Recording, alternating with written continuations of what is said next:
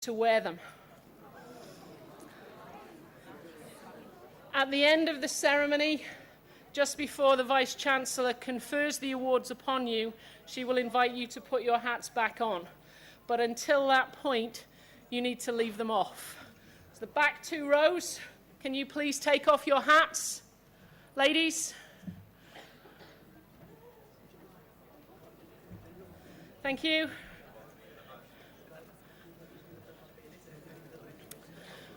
When you are asked to come up to the stage, can you make sure that you leave your hats and anything else, any bags that you've got, leave them on your seat or under your seat.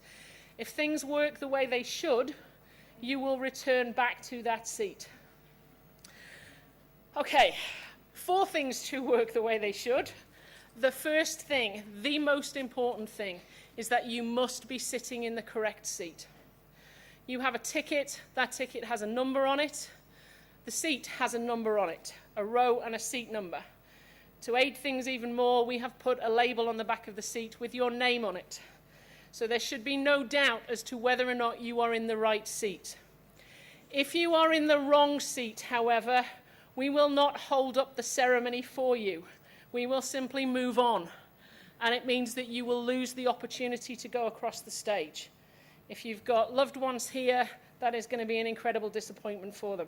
So can you please check, double check, check again that you are all in the right seat. It is fundamentally the most important thing to this working.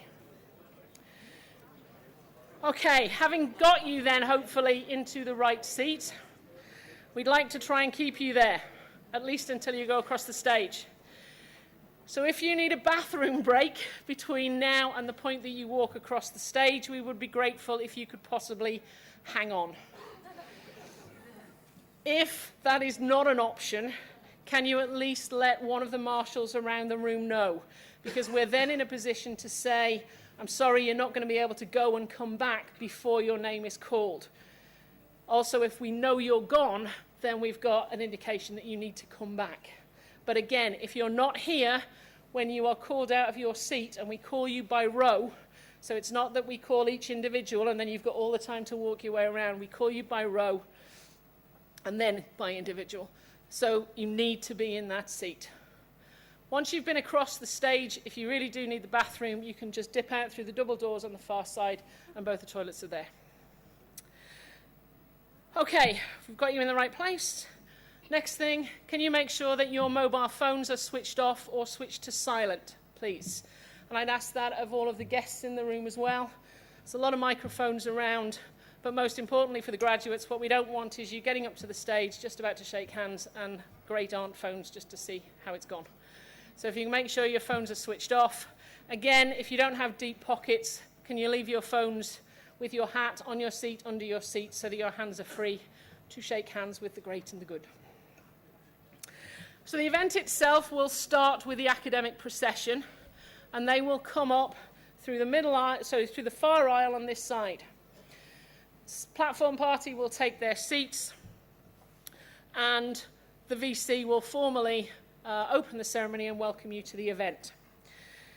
We will then start to bring the graduates up. We do it row by row, and right now the students sitting here are listening very intently because you think you're going first. You can relax. We are going to start with the lady at the back. Already spoken to you. If you get this right, we're in for a smooth afternoon because everybody's going to be following you. When you get up, with one exception, I've already spoken to the row, you're all going to go in broadly the same direction, whether you are sitting here or whether you're sitting there. If I start first of all with the rows at the back here, we will start with the back row and work forward. You will be called out of your seat in that direction. Do not come straight up this aisle.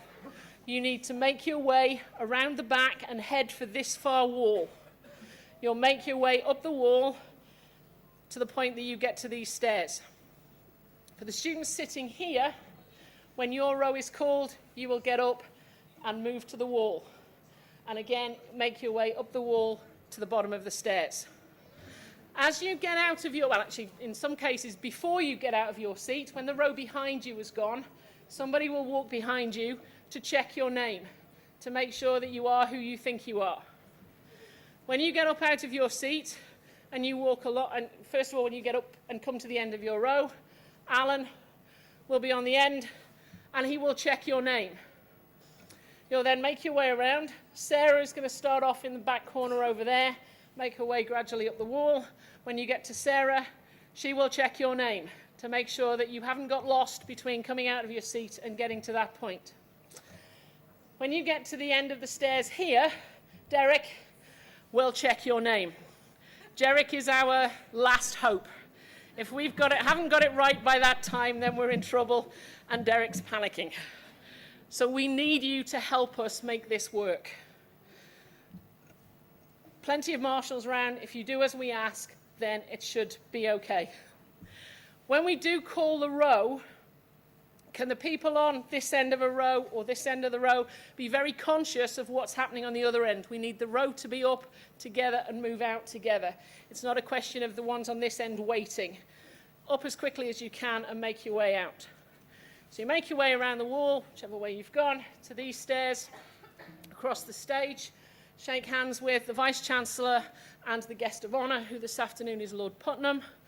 Make your way off the stairs at the end. You'll be given a certificate by the Director or the Assistant Director of Academic Services. Don't race away from them. They're not trying to serve you with a writ. Just take the piece of paper, make your way down that aisle, the same aisle that the academic procession has come up. You then come back to your seats around the back. For the students sitting here, you will come up this aisle and feed in that way. For the students sitting here, you'll come up this aisle and feed in that way. If you do it that way, the route back to your chair is never blocked by anybody else, because the people who are sitting behind you are coming off the stage behind you. So you essentially walk to the wall, across the stage, down the aisle, around, and then up and back in. To a large extent, we can control everything that happens from getting you from where you are now to that point there. And we can pretty much control what happens from the end of that stair over there to getting you back to your chair. We cannot control what happens between the top of that stair and the top of that stair. How you go across the stage is entirely up to you. Give you an example of how we generally like it to be done. So your name will be called. Martin. Thank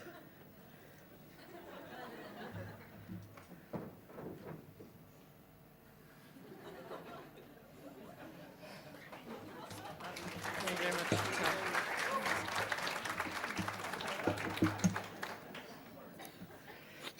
Do not come back across the front of the stage the way that Martin has just done.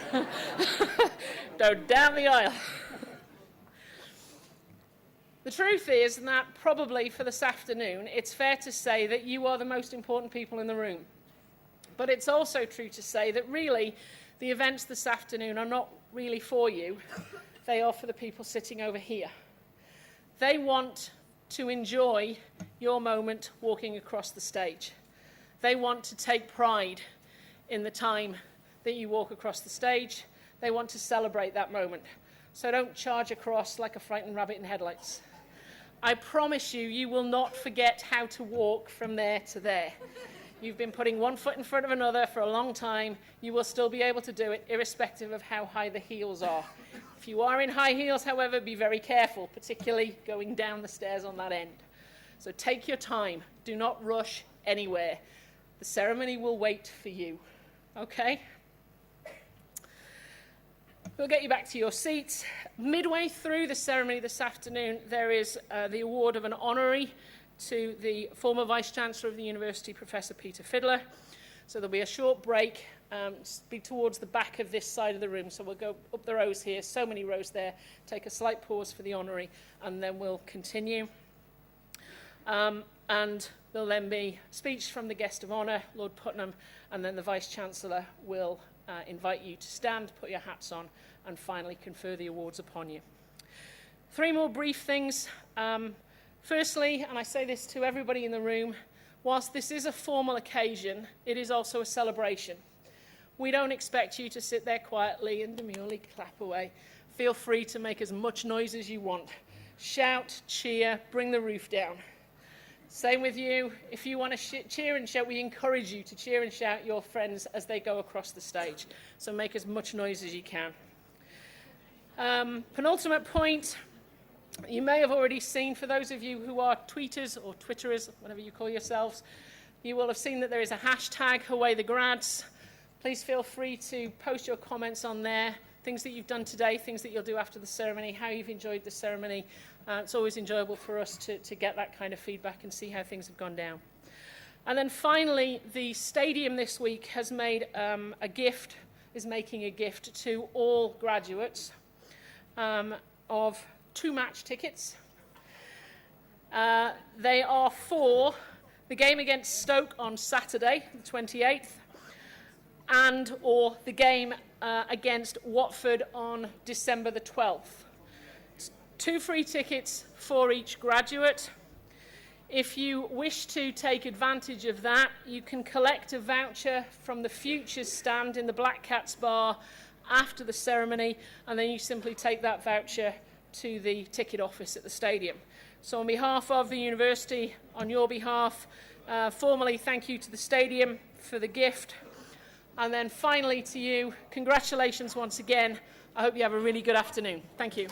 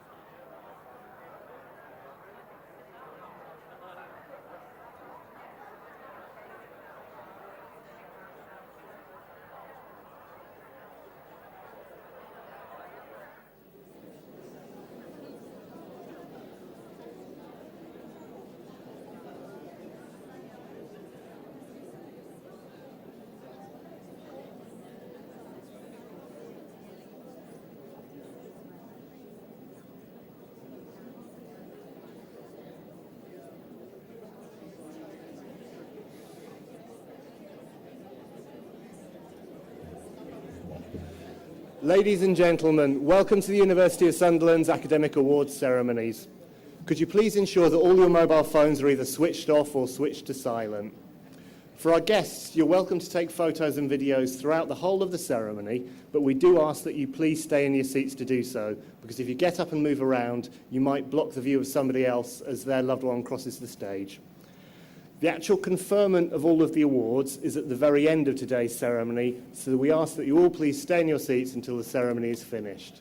In the very unlikely event of a fire or other emergency, an announcement will be made over the stadium PA system, and the stewards will guide you out of here and to a place of safety. And finally, for all of our guests, this is a time of celebration and a time that you can show appreciation for the achievement of our graduates here today. So please, when they cross this stage in a few minutes' time, do feel free to let them hear your applause and your cheers. We hope you all enjoy the ceremony. And now, ladies and gentlemen, will you please all stand?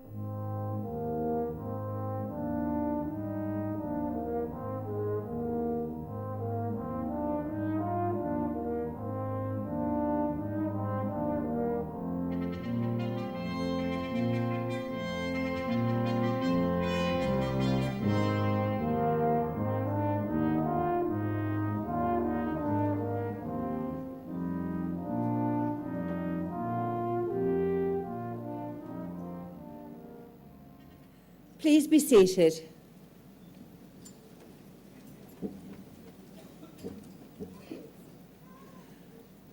I am pleased to welcome members of the choir Dodici Voce to open the ceremony.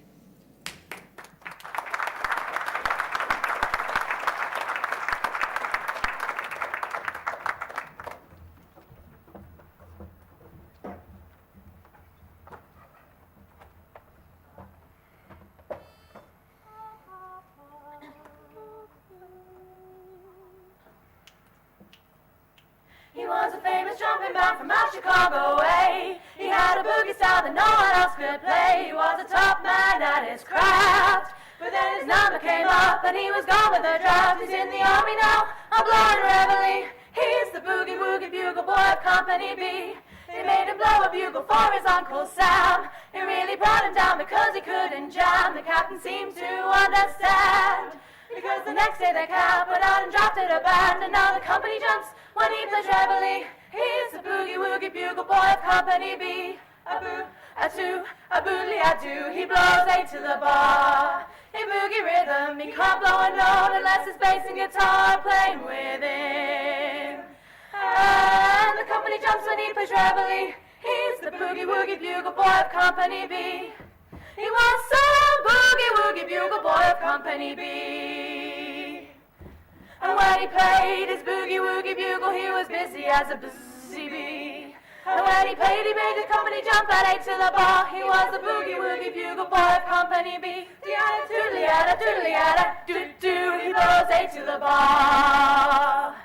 Can't put an order for bass and guitar and play with him.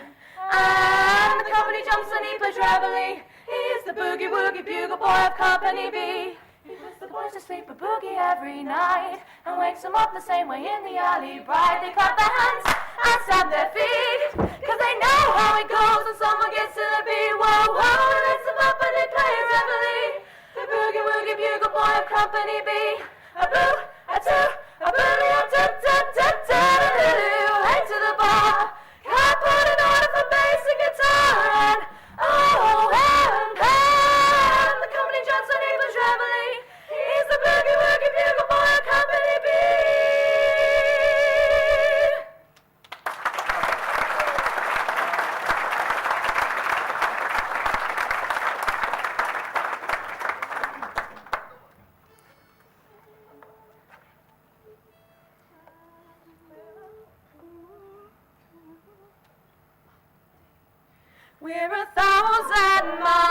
comfort. We have traveled land and sea, but as long as you are with me, there's no place I'd rather be.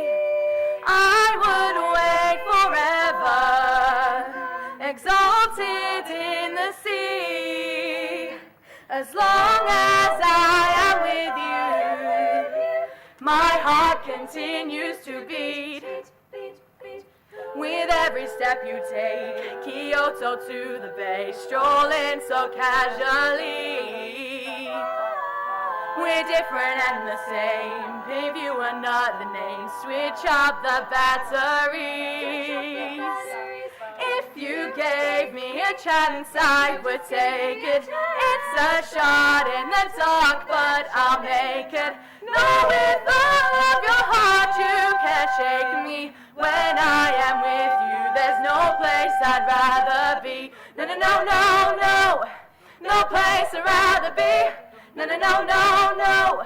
No place I'd rather be. No, no, no, no, no. No place I'd rather be. If you gave me a chance, I would take it. It's a shot in the dark, but I'll make it. Know with all of your heart you can't shake me. When I am with you, there's no place I'd rather be. No, no, no, no, no. No place I'd rather be. No, no, no, no, no. No place I'd rather be. No, no, no, no, no. No place I'd rather be. When I am with you, there's no place I'd rather be.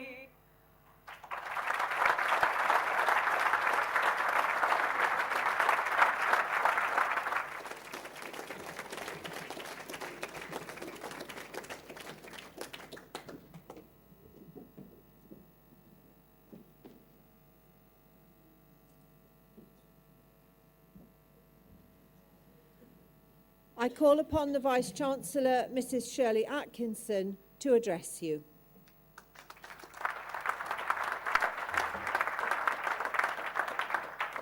Good afternoon, everyone. I hope you enjoyed our university choir there, our a cappella group, Dodici Voce. You might have seen them around the region if you are from the northeast.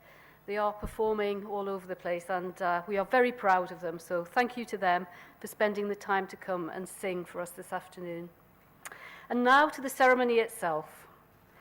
Chairman, distinguished guests, colleagues, friends, families and graduates, may I offer a very sincere welcome to the university's academic awards ceremony for the Faculty of Business and Law.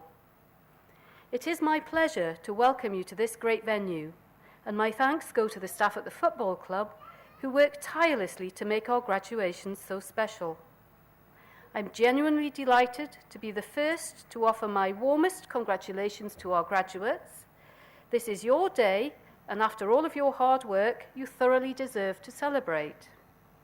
I'd particularly like to thank the families of our graduates, who we know support you throughout your time with us. Today is a special day for us. We have two very special guests on the platform.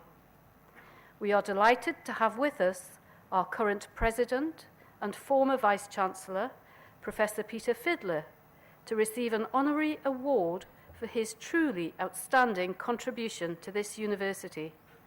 You will hear much about Peter soon. We also have with us, I'm extremely privileged to say, one of our honorees, but more importantly, our former Chancellor, Lord Putnam of Queensgate, David, to us.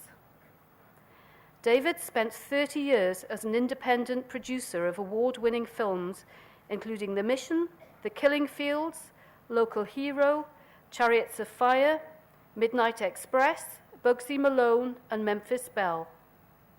His films have won 10 Oscars, 25 BAFTAs, and the Palme d'Or.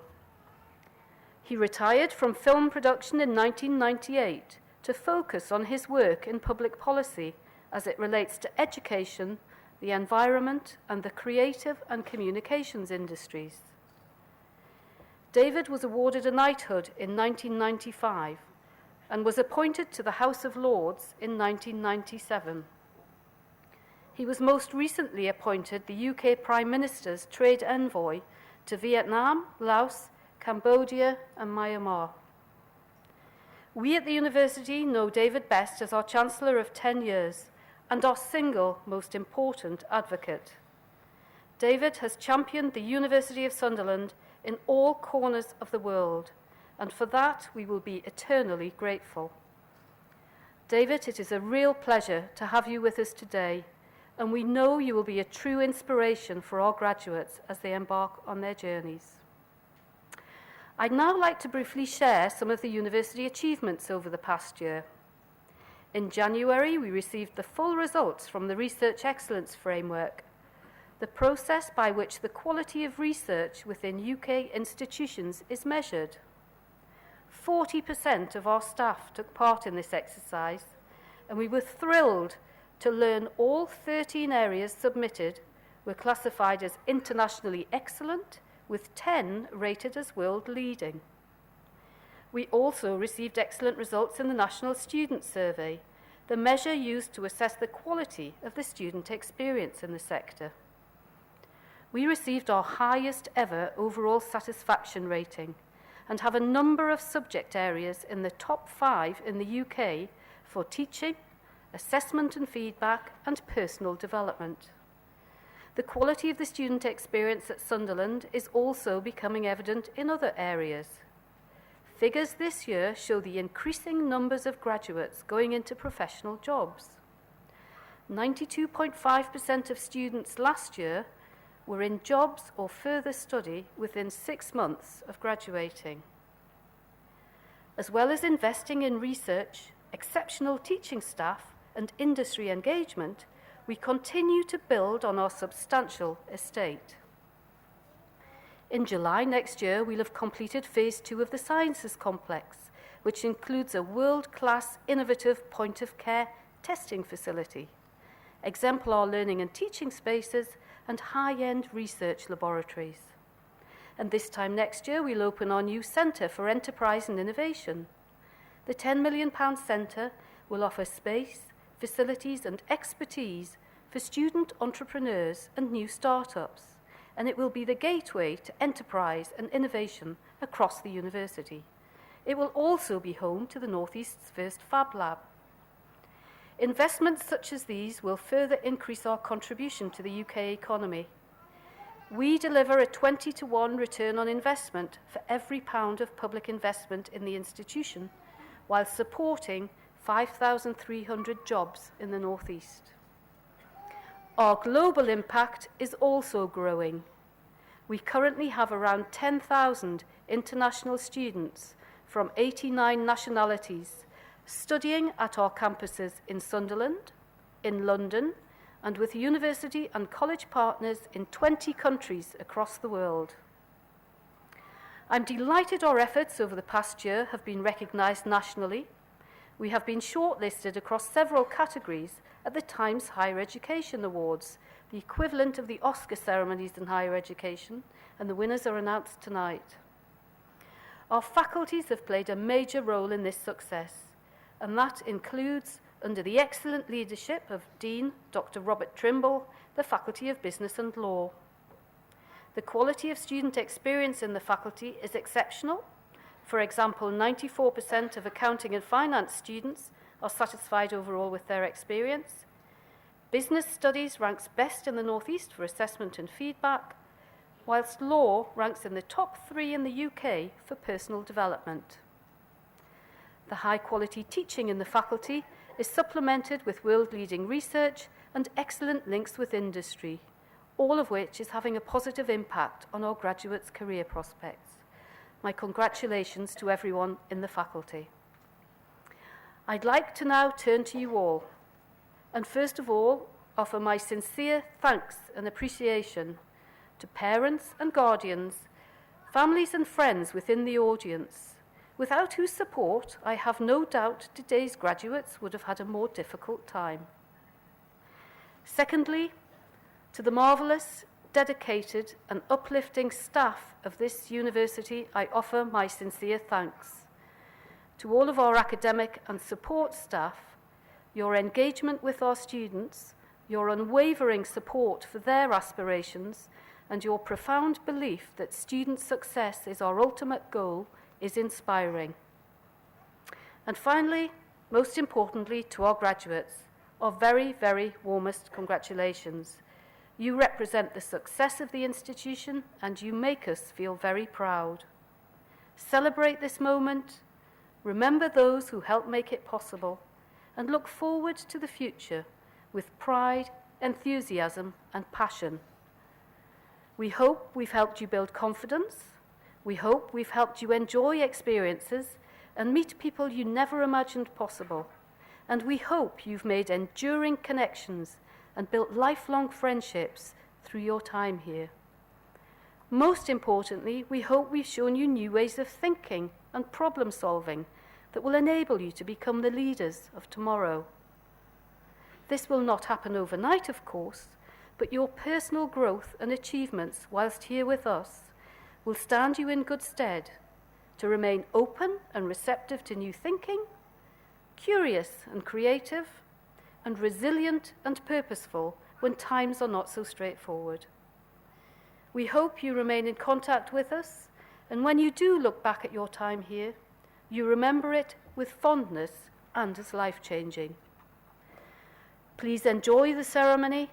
Remember to clap and cheer your friends as they walk across the stage, and enjoy your moment in the spotlight. It is so very well deserved. Thank you.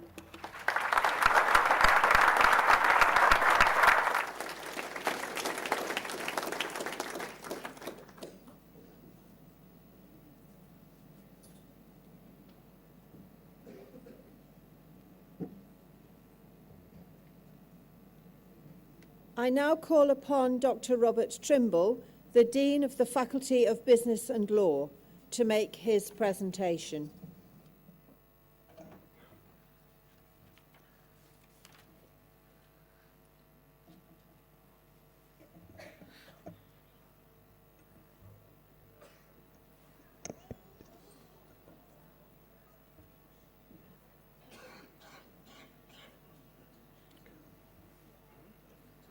Vice-Chancellor, I have pleasure in presenting the following who have been awarded the degree of Master of Arts in International Management. Adair Damola, Abisoya Akinkol.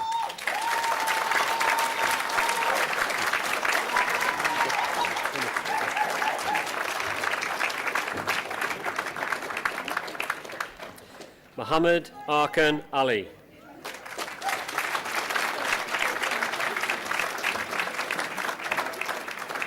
Sheng B.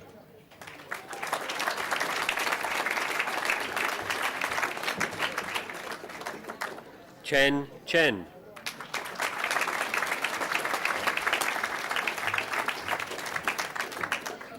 Hao Xiang Chen.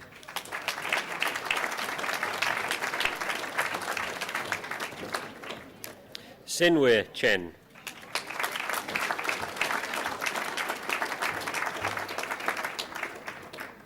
Yifan Chen.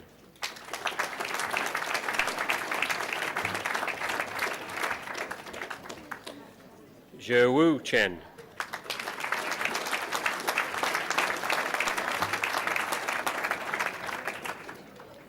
Guren Chen.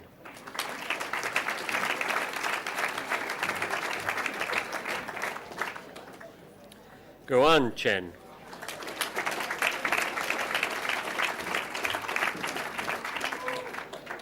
Yu Fang.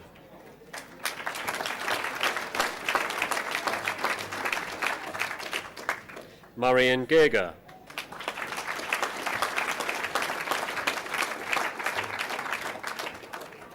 Linghua Gung.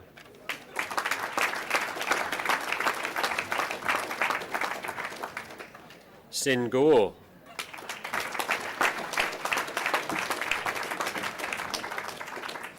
Jairong Ho.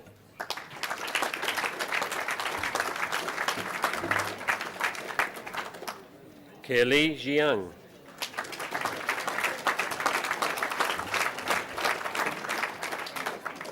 Nabil Khan.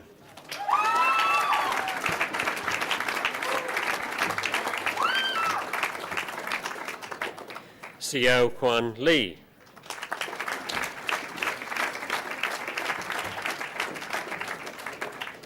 Hao Ye Li.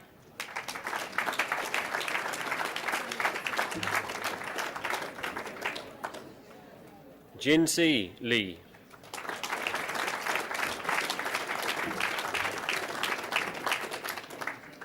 Chuyang Li.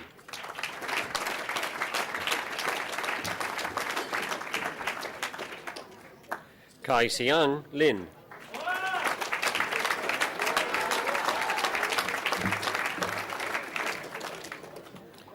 Wei Lin.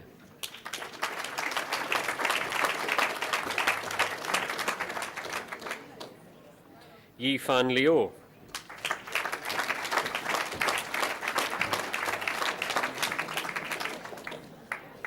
Yao Li Lu.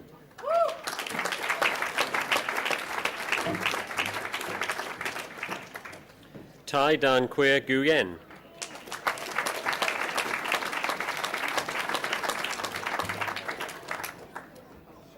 Jiang Pang.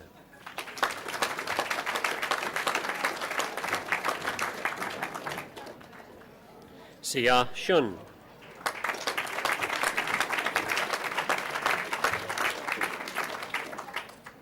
Yang Sun.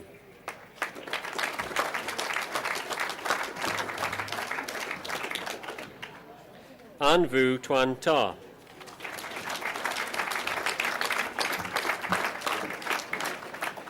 Xiaoping Wang.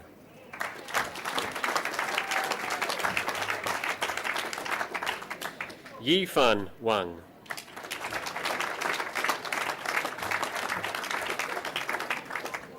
Chin Xia.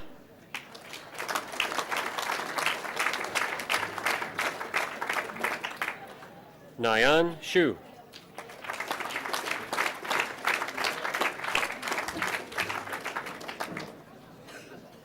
Di Yang.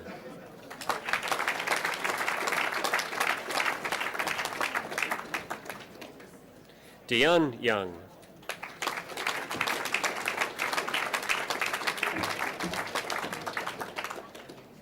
Haonan Yin.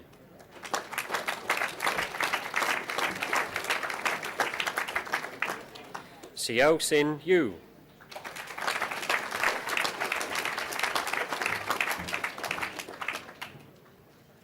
Tai Xiang Zheng.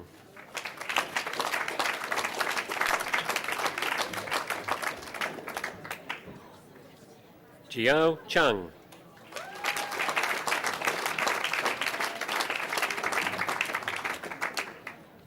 Min Fei Chang.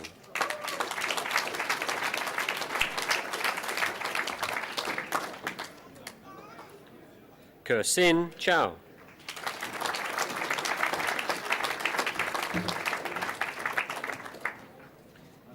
Tien Ru Ju.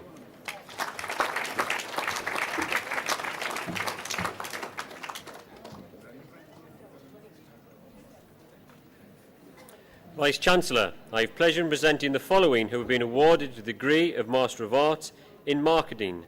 Mingming Chen.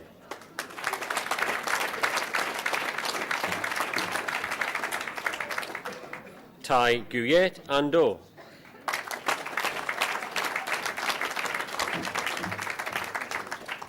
Kityan Natalie Mok.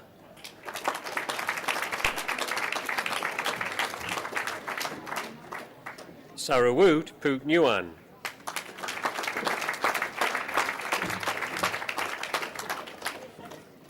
Mei Yi Wu.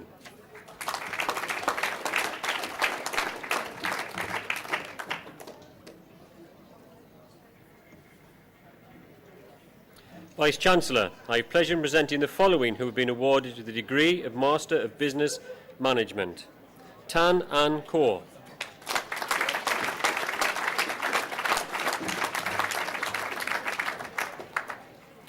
Lee Sin Tui.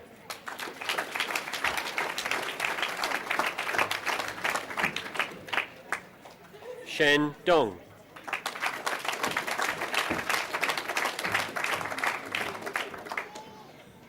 Chibusia Emmanuel Easy Firdai.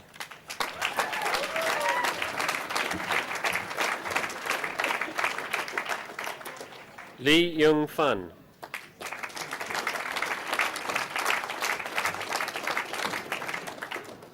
Ping Fang.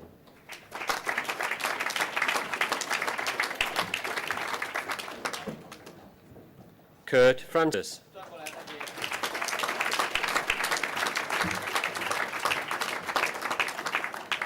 Sija He.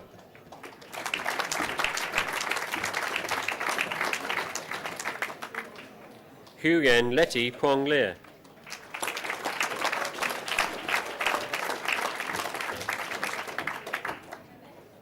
Chen Li.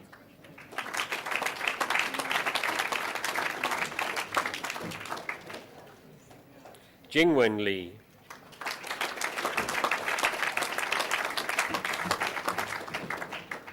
Su Cheng Lim.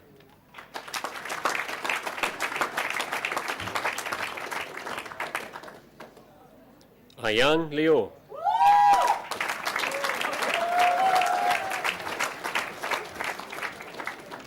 Ya Tian Lu.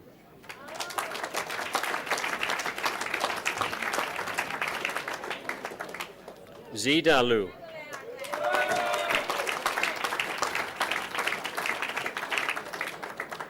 Jabin Lu.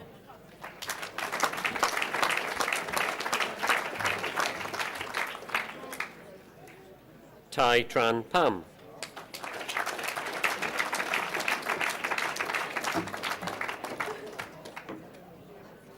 Sinru Sun.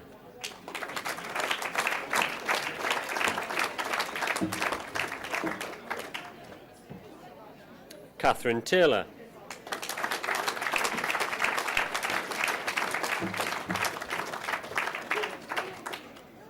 Lin Wang.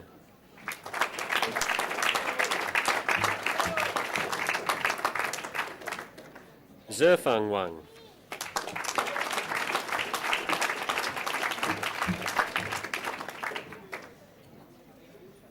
Jingjing Vu.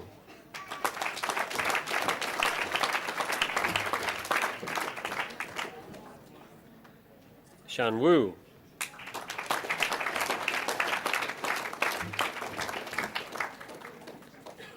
Zhongyi Vu.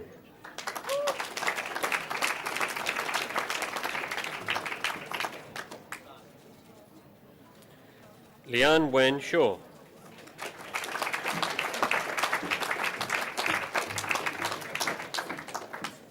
Yong Chang Shaw.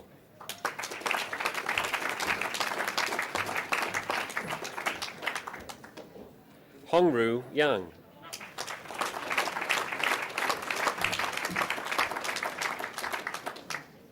Jia Yu.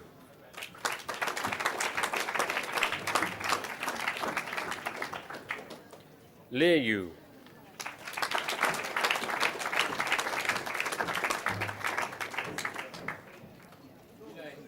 Jia Hui Zhuang.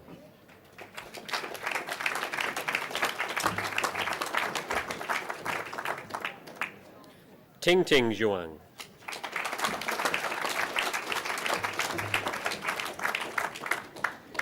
Wenjing Zhuo.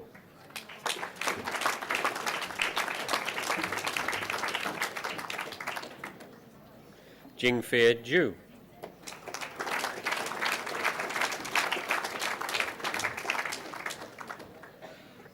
Zulkifli.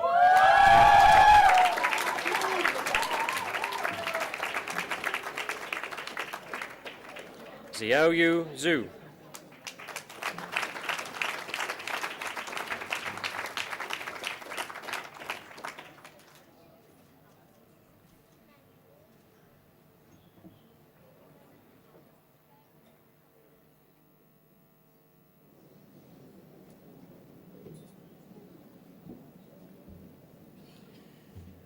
I call upon Mr. Paul Callaghan, Chair of the Board of Governors, to present Professor Peter Fiddler for the award of Honorary Doctorate of Education.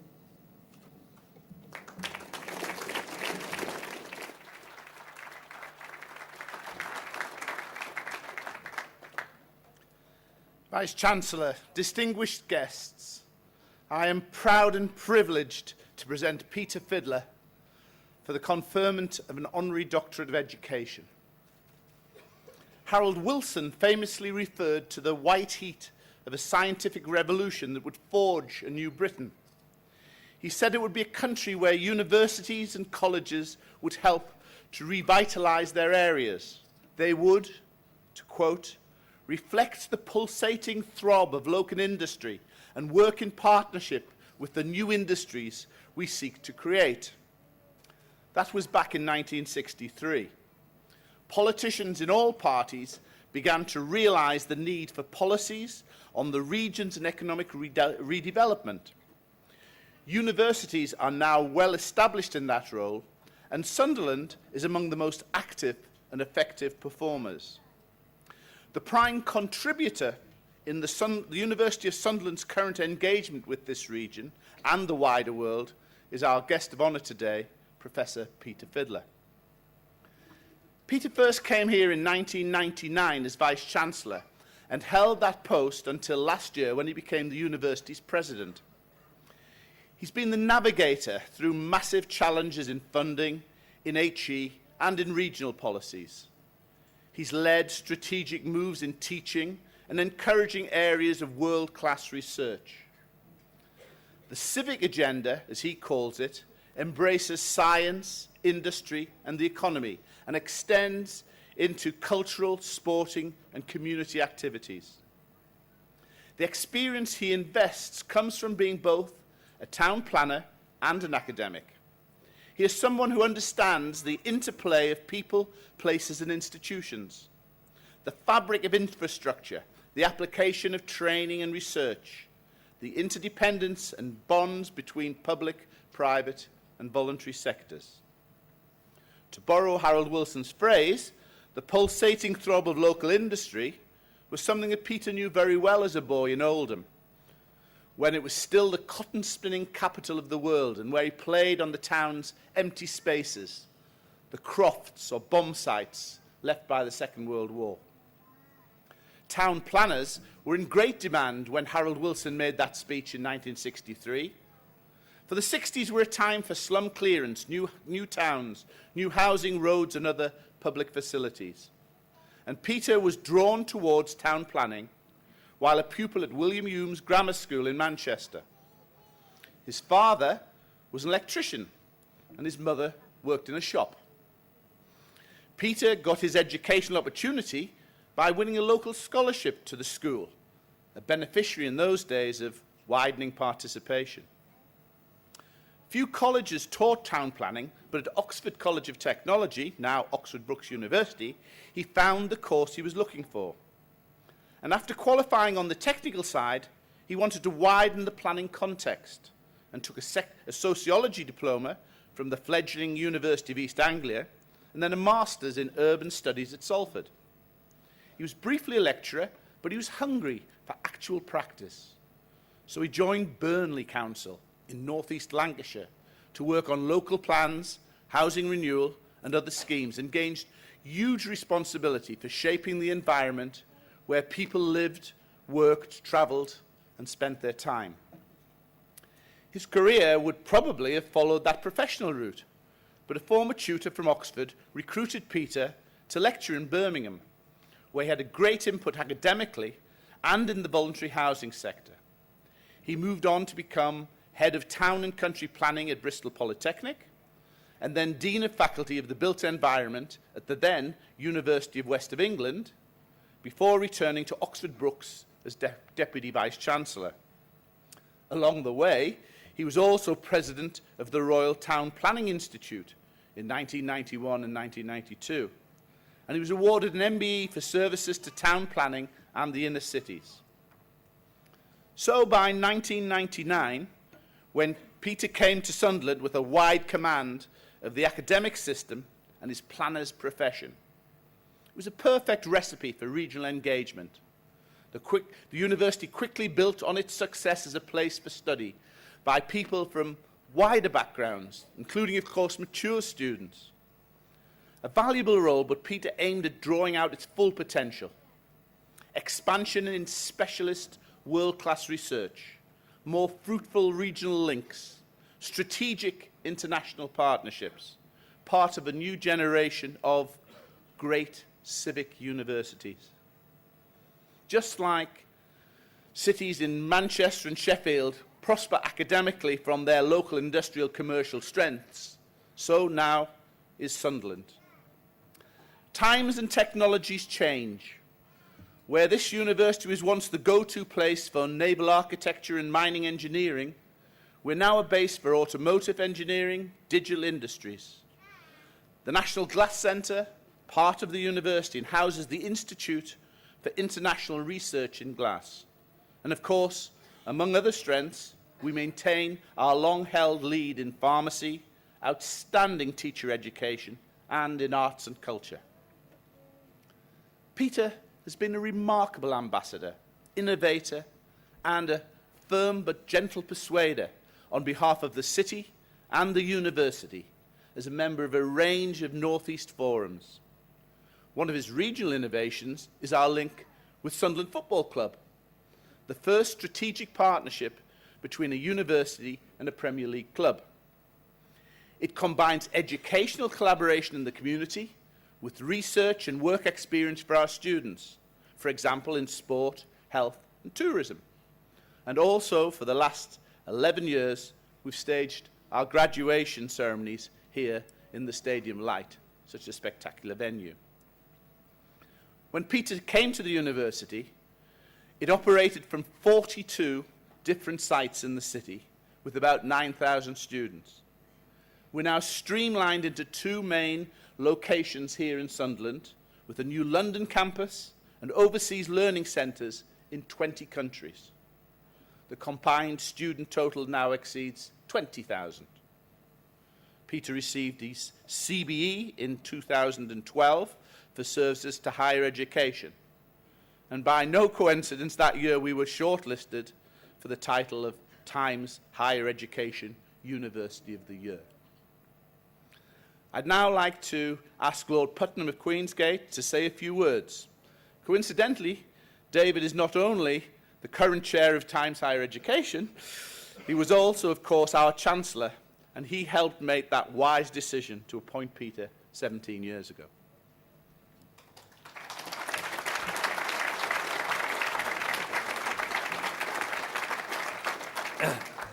Thank you, Paul. That's a very wonderfully eloquent description of a very, used the word remarkable, of a very remarkable man. Peter's a difficult person to talk about because I've never known anyone quite like him. He genuinely is unique.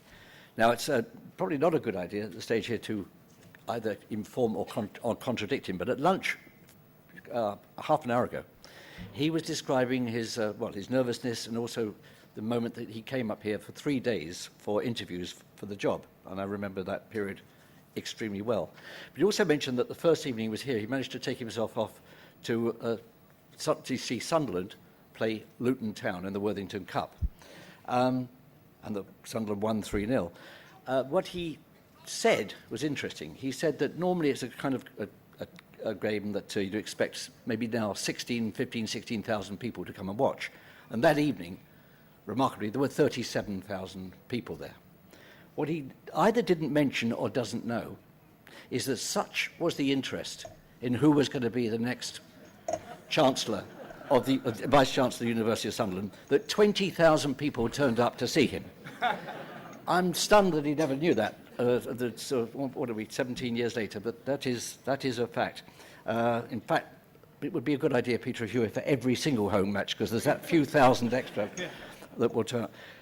When Peter was appointed, I had no doubt at all that the university needed a very special person. He inherited the job from a remarkable woman who'd made extraordinary changes to the university. What I didn't realise was that we'd be appointing someone who became a friend, a trusted ally, and an unbelievably loyal and good and kind man. I'm not sure those were, frankly, Chairman, I'm not sure those were even in the job description. Now, they seem very simple words, don't they? Loyal, kind, good. When you think about it, how many people do each of us think we can really apply those words to with great honesty? So I found myself, as a Chancellor of this university, working with a partner who was loyal, kind, good, understood the depths of the challenges this region faced, and was able to link up with people like Paul in turning things around. Peter is unquestionably the most remarkable, quietly effective man I've ever worked with in public life. So it's a privilege for me to be here today and to be part of a wonderful celebration of a wonderful, wonderful career. Peter, thank you.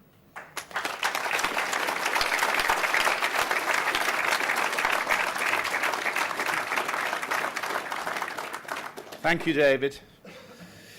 Peter, as a long-term participant in these occasions, you know that today is a wonderful celebration for our graduates and their families.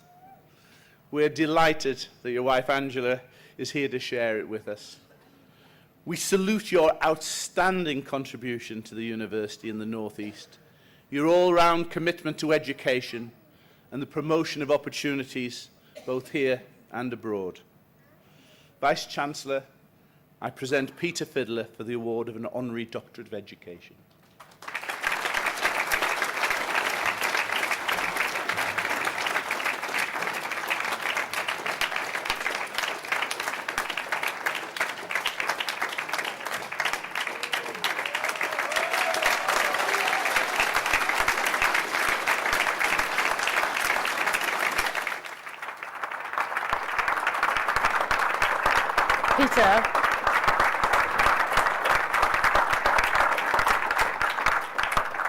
Peter, my very dear friend, by the authority vested in me now, as Vice-Chancellor of the University of Sunderland, I confer upon you the honorary degree of Doctor of Education.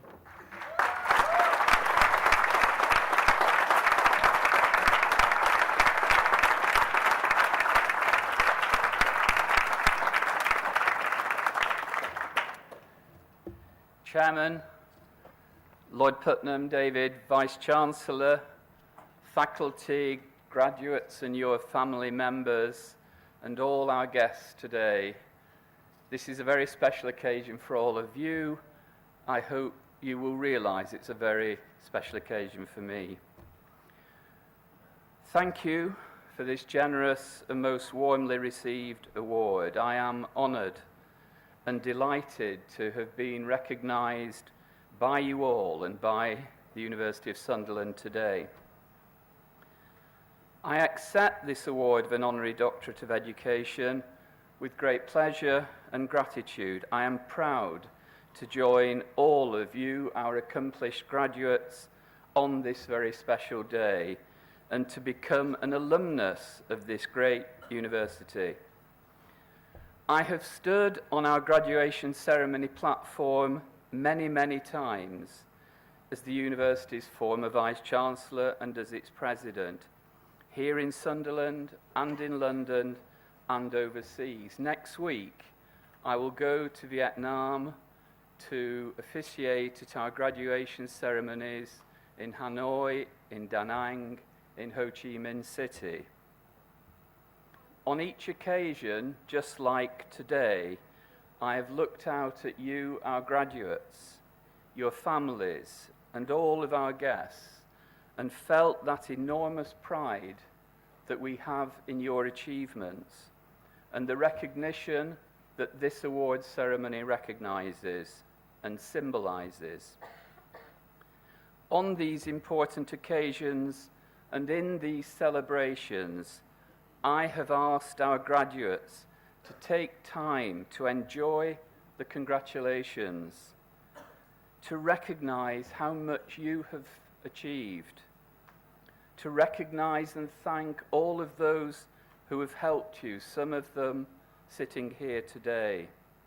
And today, as I share your graduation, for that is how I see it, I know that you all have a strong graduate education to draw upon. As University of Sunderland graduates, you have a firm academic discipline now to guide you, but you also have important communication skills, the crucial capacity to work independently whilst also being able to work cooperatively and positively with others. And I believe you also now have that critical confidence to tackle unfamiliar problems or enter unfamiliar settings. Please recognise them as great attributes. For me today, it is particularly special that the university has chosen to confer on me an honorary award. I will treasure it. The kind and generous citation which our chairman of our Board of Governors, Paul Callaghan, has presented. Thank you, Paul. That citation emphasises the close interdependence of the university and the city and the region, the importance of partners and partnerships, including that with our hosts today, Sunderland Football Club. And David is right. I did come to this stadium during my interview process, perhaps not always the best idea, but for me, it was very, very important to strike that first relationship with the city, the partners in the city, and the people of the city. And finally, Paul's citation emphasised something that I believe in dearly, the importance of a new kind of civic university to have international reach and influence. We see that demonstrated in our graduates today and our graduates all across the world, and in our home graduates who understand the importance of internationalism and global connection. I'm deeply honoured, Vice-Chancellor, to be recognised for helping to secure and develop this great university in all these respects. And I acknowledge and thank all of those who have helped in what has been a great team and partnership endeavour. In accepting this award also, I also personally thank for your unstinting support my wife Angela, two great Chancellors, Lord Putnam here today and Steve Cram, three great chairmen of the university, Bill Darling, Bob Davis, and in particular Paul Callaghan, who has been so inspirational and important to this university and in his support for our senior team. Finally, to all of our senior team, led by our very distinguished Vice-Chancellor, Shirley Atkinson, and the Deputy Vice-Chancellor, Professor Julie Mennell, my closest colleagues, and with all of our exceptional staff and students, will take this university on to future success.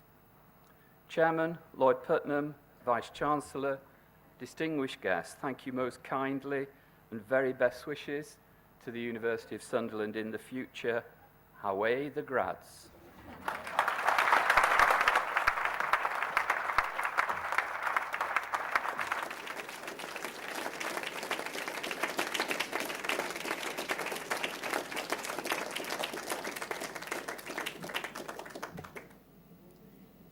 I call upon the Dean of the Faculty of Business and Law to resume his presentation.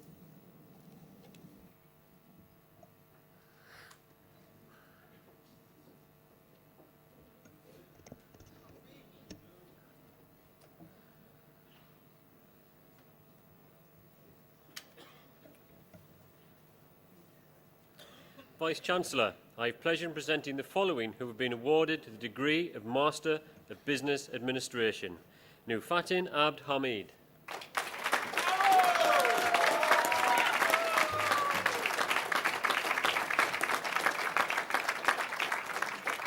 Abayomi Alawatobi Adejbuai.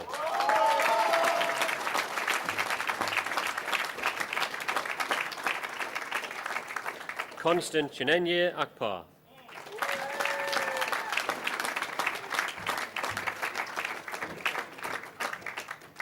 Yayai Afiani.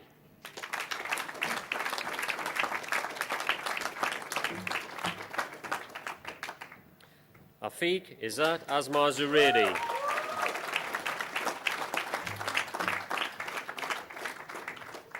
Lu Dai.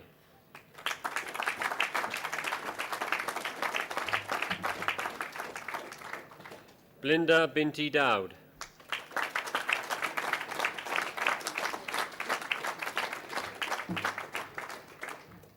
Elspeth Dines.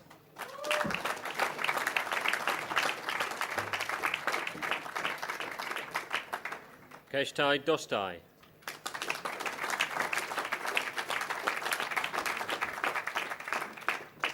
Phoebe Felix.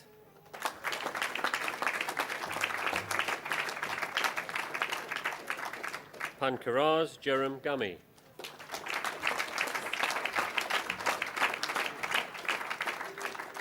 Weng Ting He.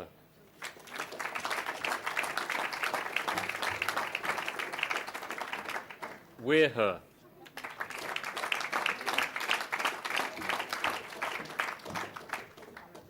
Neamaka Marilyn Isiche.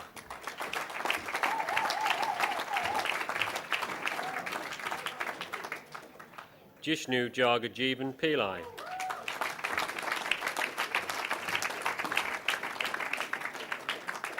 Sadril Kalam Khan.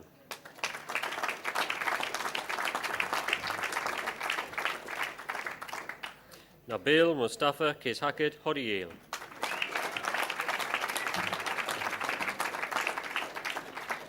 Shirong Lee.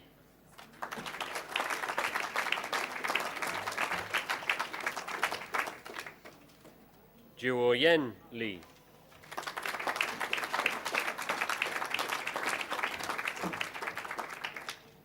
Amina Jabonse Henrietta Ofiere.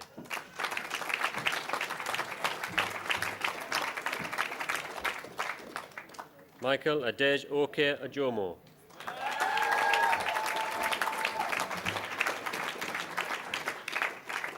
Ken Hua Ting.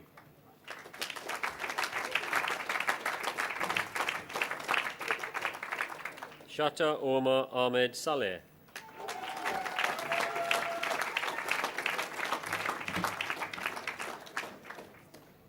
Umir Hanir Yusuf Sadat.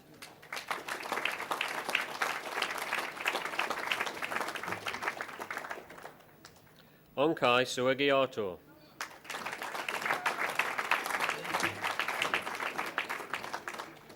Hao Vu.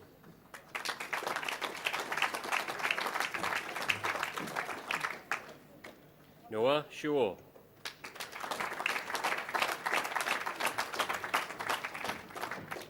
Ya Yin.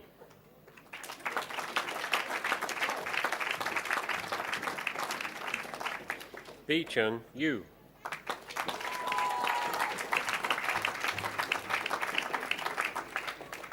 Xiao Zhuang.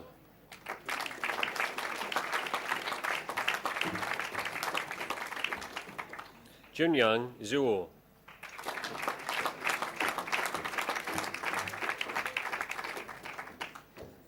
DS Chaminda Prasad Vijay Singha.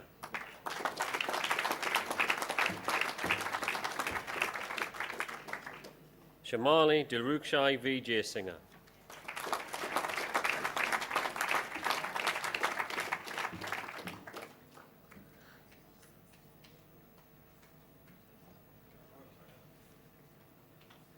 Vice-Chancellor, I have pleasure in presenting the following who have been awarded the degree of Master of Science in Human Resource Management. Melanie Heidi Archangeles.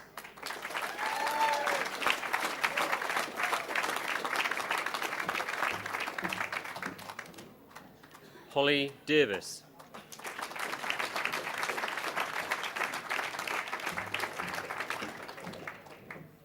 Bethany Jade Foster.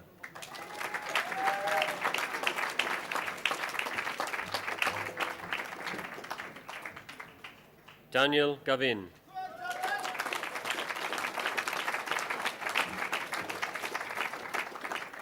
Nuria Gel.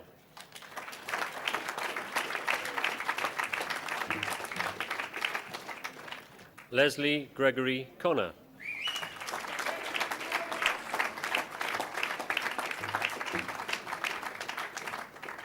Mafuta Folarunshaw Kika Ekun.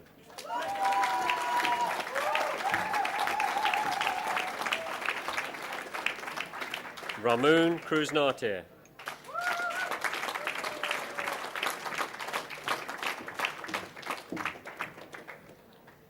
Ade Jumoke Olabusio Osoma.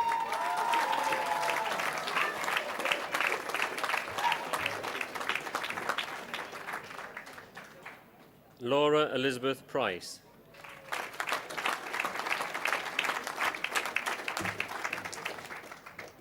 Camille Rasoma Vici Ute.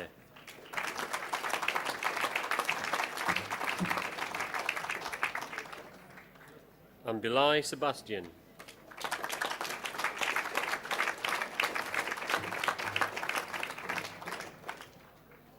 Olivia Kate Steele.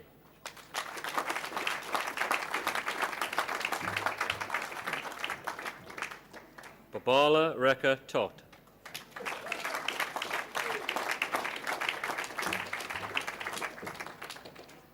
Shuang Juang.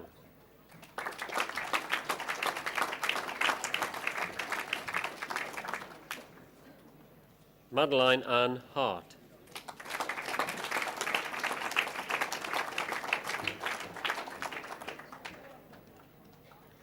Shmareen Hussain.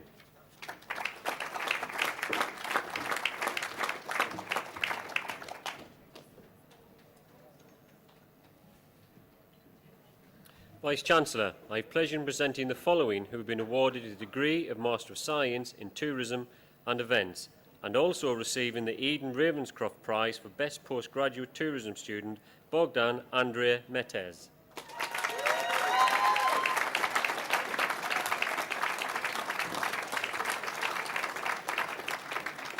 Xiao Ling, CA.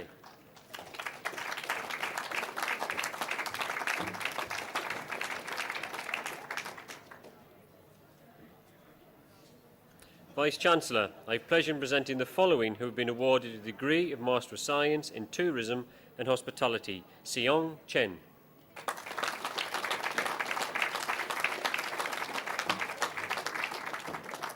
Emma Donison.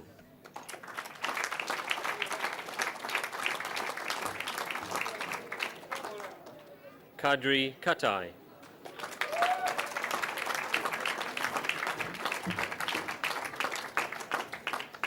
Shumela Kuram.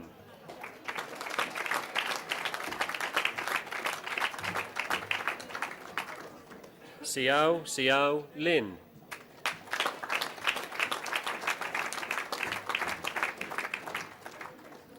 Tu To Nguyen.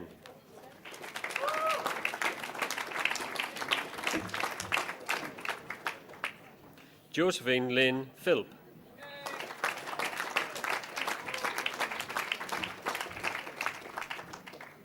Fuzima Tabassum.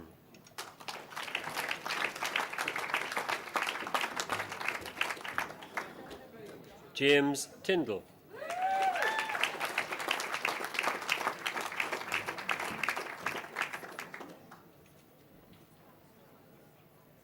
Vice-Chancellor, I have pleasure in presenting the following who has been awarded the Postgraduate Diploma in Management Studies, Anu P. Verghese.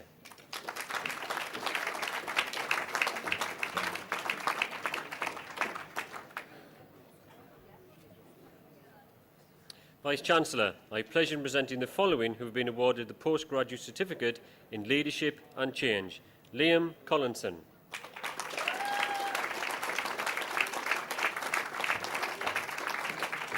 Stephen Craik.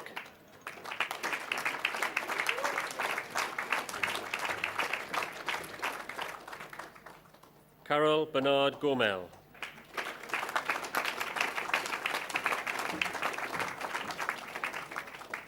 Lee Andrew Hall.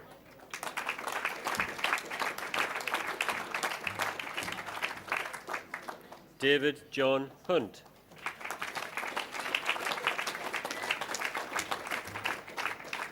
Jeremy Cady.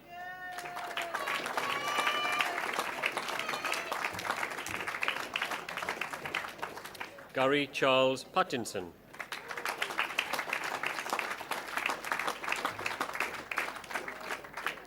Percy James Sowden.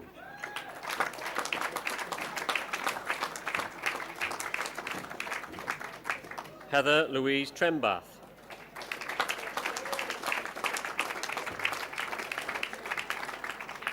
David Paul Wales.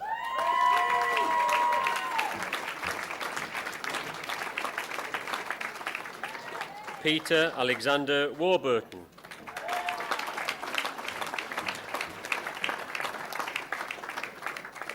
Mark Wales.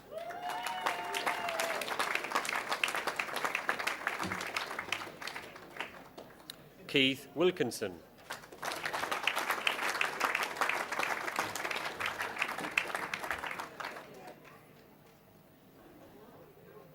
Vice-Chancellor, I have pleasure in presenting the following who have been awarded the degree of Bachelor of Science in Tourism Management. Francesca Brooks.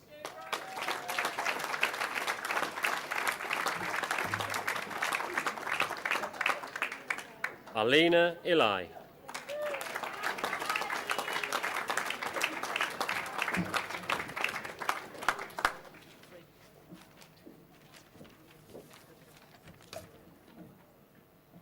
Vice-Chancellor, I have pleasure in presenting the following graduates. Shenlai Lee.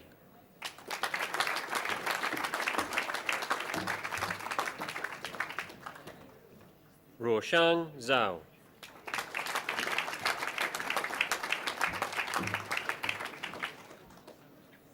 Han Quinn Hu.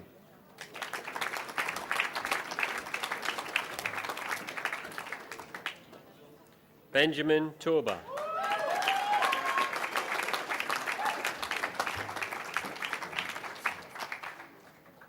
Chayoma Okeke.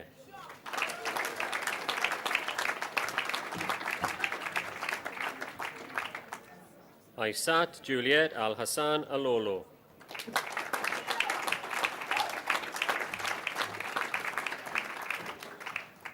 Farouk Haruna.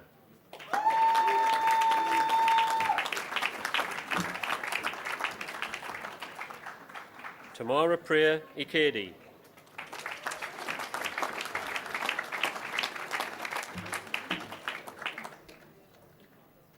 Jie Huang.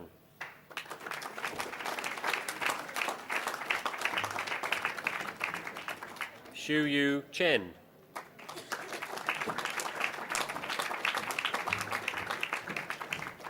Roy Sun.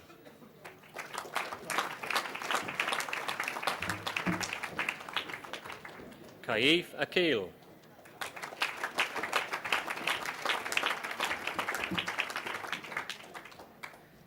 Sony Febrianto.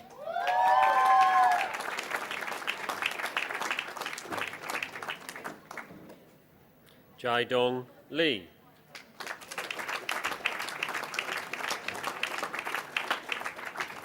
Wei Zhang.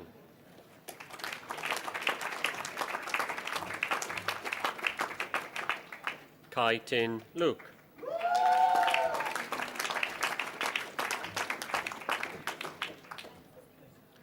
Tian Hao Sun.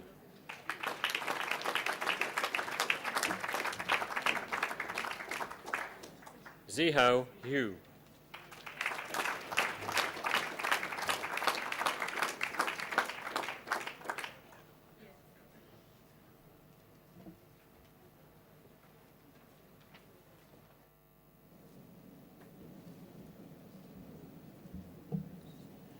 I now call upon Melanie Archangeles to give a vote of thanks on behalf of the student body.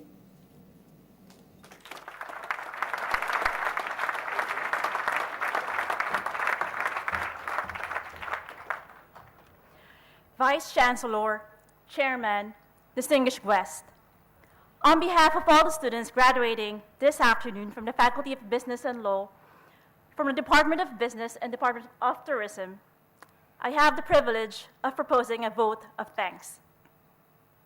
To begin with, I must admit that my decision of traveling all the way to Sunderland to pursue my master's degree was one that was not received positively by my parents initially. Out of their sheer concern, they have questioned why I chose to live in a far and unfamiliar place when I could have just stayed somewhere closer to home within my comfort zone. Much to their dismay, though, I still pushed for my choice. More than a year has passed since that gloomy day in October when I set out for a 6-hour drive to Sunderland. And now, on this special occasion, I stand here before all of you to say, without any hesitation whatsoever, that coming to this university was indeed one of the best decisions I have ever made. Apart from the stunning river views from St. Peter's Library and the glorious sunsets at Rokerd Beach, my university experience in Sunderland would not have been truly enjoyable and memorable if not for the various people whose hard work and dedication are worth commending. At the University of Sunderland, we are fortunate to have an academic team who are not only passionate experts within their field, but who are also keen on sharing their knowledge and on ensuring our success in our learning journey. When deadlines were looming or revision anxiety was setting in, they were there to guide us, and for that, we owe them a debt of gratitude. Of course, a huge thank you is also due to all the university staff who work behind the scenes, to the admin support staff, particularly of the Faculty of Business and Law, who played a key role in the smooth running of our courses, to the university's library staff and IT team, who have always proven to be efficient and reliable, and to the facilities and maintenance team, who have greatly contributed in providing a safe and conducive environment for learning. Let us also not forget that few of us would be here today if it wasn't for the support of our families and loved ones who have been there for us throughout our highs and lows. On a personal note, I would like to extend my heartfelt thanks to my parents and siblings, to their unconditional love, and for giving me the freedom to take calculated risks, to my significant other for being my unwavering silver lining, and for keeping me sane at times when my to-do list seemed to be never-ending, and to my friends who are there for Saturday night drinks, study sessions, quote-unquote, and everything in between. Finally, as we all move on to an exciting future, the university's Alumni Association will work hard to maintain contact with all our graduates. So let us all keep in touch through our online community at www.sunderland.ac.uk/alumni. Paulo Coelho, one of my favorite authors, once said, you have to take risks. We will only understand the miracle of life fully when we allow the unexpected to happen. To my fellow graduates, do not let your fears hinder you from stepping out of your comfort zone. Sometimes the most difficult decisions end up being the best ones, so go ahead and explore possibilities. Congratulations and best wishes to everyone graduating with me today, and to all the remarkable people who helped us along the way. We say thank you very much.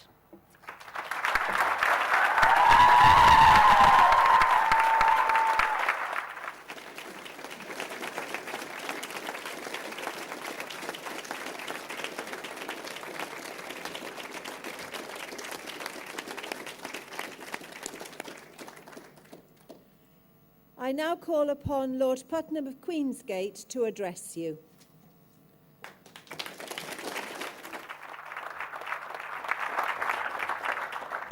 Chairman, Vice-Chancellor, distinguished guests, ladies and gentlemen. First of all, can I add my congratulations to all of you who've graduated here today. It's a long, tough, difficult journey, and I know what's gone into it.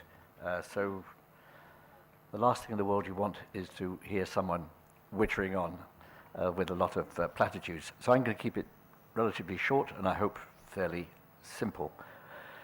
Because none of you, I promise, will remember who on earth I was, so my only obligation here is to try and say one or two things that you might remember for themselves. It was not, it was an interesting fact. I just shook hands across the stage with a dozen men and I think one woman coming from change and change management degrees and diplomas, because change is a fundamental of all our lives. When I first came here in 1997, If I'd taken a snapshot of the audience then and the audience today, I don't think any of us here, would believe the extraordinary changes that have taken place. Not only is this university twice the size that it was then, but the nature of its composition could hardly have been more different, and brilliantly, in my judgment, brilliantly reflects the global environment in which we find ourselves. Peter, in his address, mentioned that he's off to Vietnam next week. I actually just came back, literally, last week. I'll tell you a short, small story, but I think quite significant, about the way in which all of our communities, particularly those in the East and Europe, are finding each other and discovering common threads. About a year ago, I was asked to open in Hanoi a photographic exhibition. And I went around and saw these wonderful photographs, historical photographs, and in one of them, there was a European standing next to Ho Chi Minh. And I asked who he was, and nobody knew. But I persisted a bit, and they were good enough to get hold of a copy of the photograph and track down the fact that this was a man named Frank Loseby. I promise you, no one, I don't believe, has honestly heard of Frank Loseby. Frank Loseby was a solicitor practicing in the early 1930s in Hong Kong, a young man. Ho Chi Minh was a similarly relatively young man who had been tarred a terrorist by the then French government and had been condemned to death. He'd taken refuge in Hong Kong, and Loseby became involved because the French government had applied to the Hong Kong authorities for the extradition of Ho Chi Minh, who in those days was operating under a different name.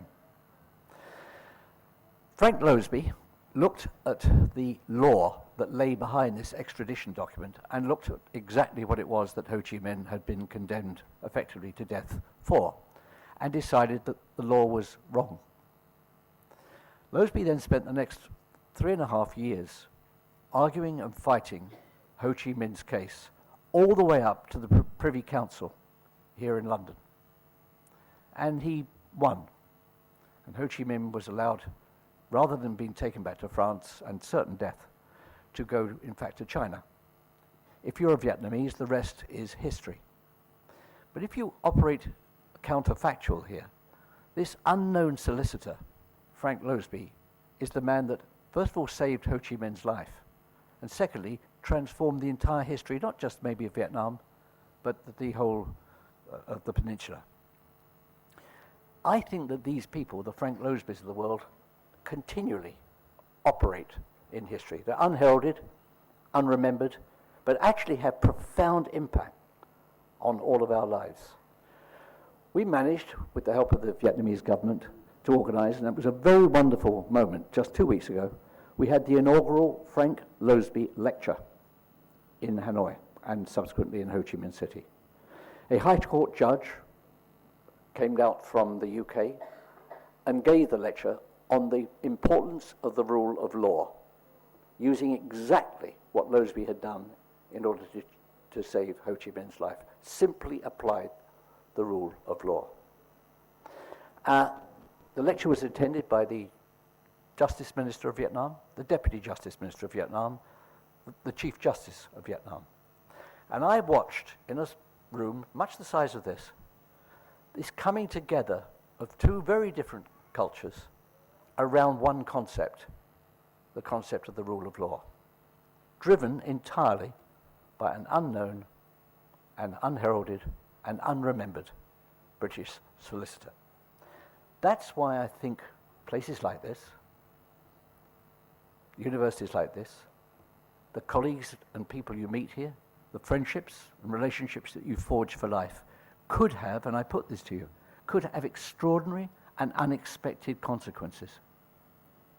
There is no way that any of us here can know what the impact could be of the relationships that we forge.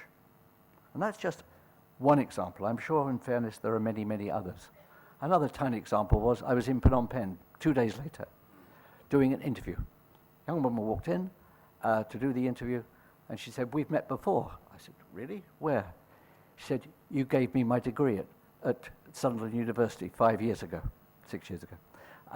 She was from journalism school. So again, these relationships recur and recur and recur. We had a wonderful chat about her days here at the university. I want to finish-ish, I say ish because it go on a little bit, with a quote that I found the other day. I didn't know before, but I find it rather marvelous. It's by Leon Trotsky, of all people. And Trotsky said in the 1930s, "You may not be interested in talking about the future, but the future will be very interested in talking to you." You, the graduates today, are the future. And the future is going to be incredibly interested in talking to you.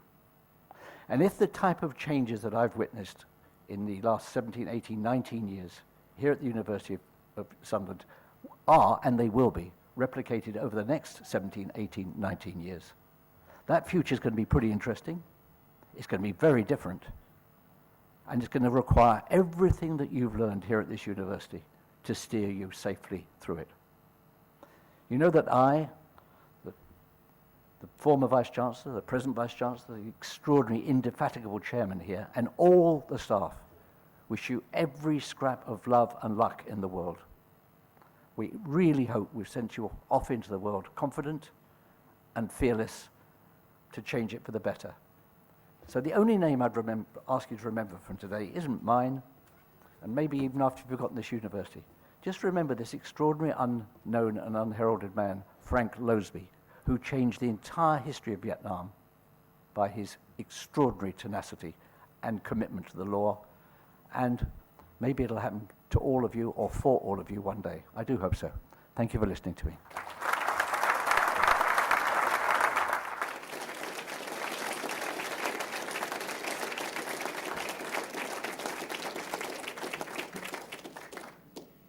I now call upon the Vice-Chancellor to confer the awards on those students presented here today and on those who are qualified but are unable to be present. Thank you, everyone. I do hope that you've enjoyed the ceremony. It just falls to me to say a few final thank yous. Thank you for that student vote of thanks on behalf of the university. That was fantastic. Thank you. Splendid.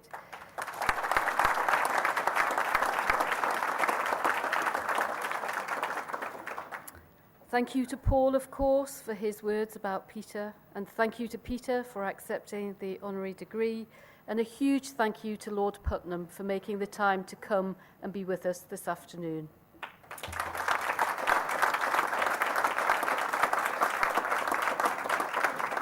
So, would all the students please stand now?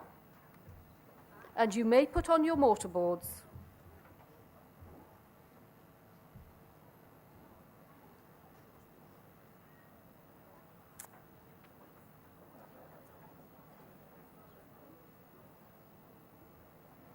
Just taking a little bit of time at the back there. That's all right. You all sorted? Cameras ready? By the authority vested in me as Vice-Chancellor of the University of Sunderland, I now formally admit you to the degrees, diplomas and certificates for which you have been presented here today. Many congratulations to you all.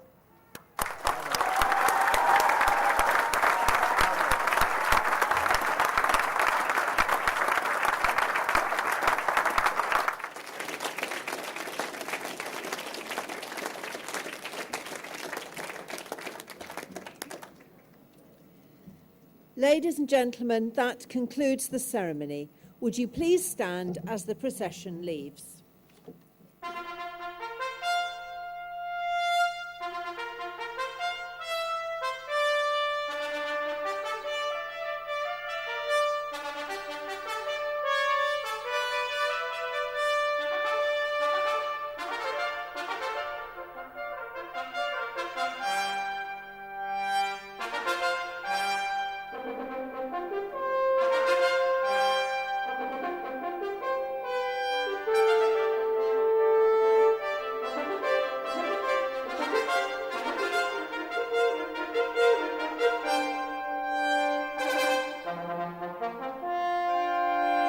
Sunderland.